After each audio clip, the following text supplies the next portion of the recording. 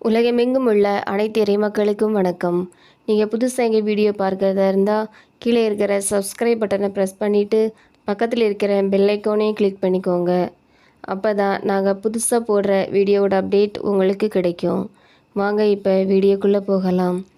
பாஸ்கா காலம் 5ஆம் ஞாயிறு 3/5/2026. திருப்பலி முன்னுரை.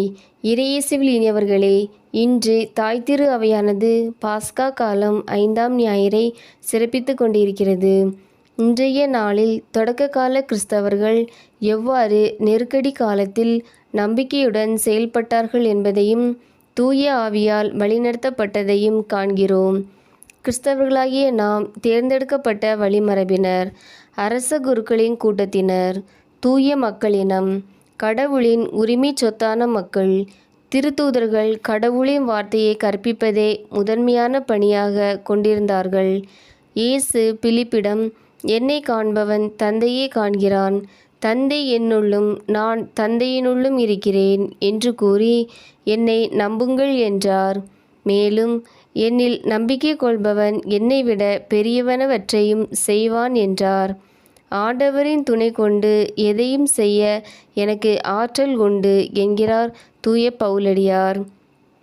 திரு அவை என்னும் உறவு சமூகத்தில் உயிருள்ள கற்களாய் அடித்தளமிட்டு ஆவிக்குரிய இல்லமாய் கட்டி எழுப்பி வழியும் உண்மையும் வாழ்வும் நானே என்ற இயேசுவில் நம்பிக்கை கொண்டு கவலை கலக்கமின்றி நம் வாழ்வை வளப்படுத்துவோம், நிலைவாழ்வு பெறுவோம். முதல் வாசகம். திருத்தூதர் பணிகள் நூலிலிருந்து வாசகம். அதிகாரம் 6, இறைவார்த்தைகள் 1 முதல் 7 முடிய. முதல் வாசக முன்னுரை. இயேசு உயிர்த்தெழுந்த பின் கடவுளில் நம்பிக்கை கொண்டு திருமுழுக்கு பெற்ற கிறிஸ்தவர்களில் எண்ணிக்கை பெருகியதால் அவர்களை வழிநடத்த திருத்தூதர்கள் தூய ஆவியின் அருட்கொண்டு சீடர்களில் 7 பேரை திருத்தொண்டாற்ற தேர்ந்தெடுத்தனர். அனைவரும் இறைவார்த்தைக்கு கீழ்ப்படிந்து நம்பிக்கையில் வாழ்ந்தனர். திருத்தூதர்கள் இறை வேண்டலிலும் இறைவார்த்தையை போதிப்பதிலும் நிலைத்திருந்தனர் என்று கூறும் திருத்தூதர் பணிகள் நூலின் வாசகத்தை கேட்போம். இரண்டாம் வாசகம். தூய பேதுரு எழுதிய முதல் திருமுகத்திலிருந்து வாசகம். அதிகாரம் 2, இறைவார்த்தைகள் 4 முதல் 9 முடிய. இரண்டாம் வாசக முன்னுரை. மனிதரால் உதறி தள்ளப்பட்ட மூலைக்கல்லாகிய இயேசுவிடம் நம்பிக்கை கொள்வோர் இறை வார்த்தையை ஏற்று நடப்பவர்களாகவும் ஆண்டவரின் தூய மக்களினமாகவும் அரச குருக்களின் கூட்டமாகவும் ஆண்டவரின் உரிமை சொத்தான மக்களினமாகவும் இருக்கின்றார்கள். இறை வார்த்தையை ஏற்காதவர்கள் தடுக்கி விழுகின்றார்கள் என்கிறார் தூய பேதுரு.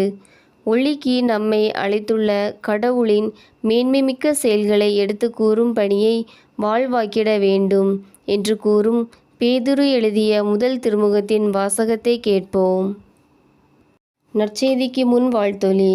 அல்லேலூயா அல்லேலூயா. வழியும் உண்மையும் வாழ்வும் நானே, என் வழியாய் அன்றி எவரும் தந்தையிடம் வருவதில்லை என்கிறார் ஆண்டவர். அல்லேலூயா. நற்செய்தி வாசகம். தூய யோவான் எழுதிய நற்செய்தியிலிருந்து வாசகம். அதிகாரம் 14, இறைவார்த்தைகள் 1 முதல் 12 முடிய. விசுவாசிகள் மன்றாட்டு. நம்பிக்கை கொள்வோரை நலன்களால் நிரப்பும் அன்பு இறைவா, எங்கள் திருத்தந்தை, ஆயர்கள், அருட்பணியாளர்கள், அருட்சகோதரிகள், துறவிகள் அனைவரையும் உமது ஆசிரால் நிரப்பியருளும். இறைப்பணியாற்றும் அவர்கள் மக்களை அரச குருத்துவ திருக்கூட்டமாக ஒளியின் பாதையில் வழிநடத்திட வேண்டுமென்றும் உடல் உள்ள ஆன்ம நலம் தந்து காத்திட வேண்டுமென்றும் இறையழைத்தல் பெருக வேண்டும் என்றும் இறைவா உம்மை மன்றாடுகிறோம்.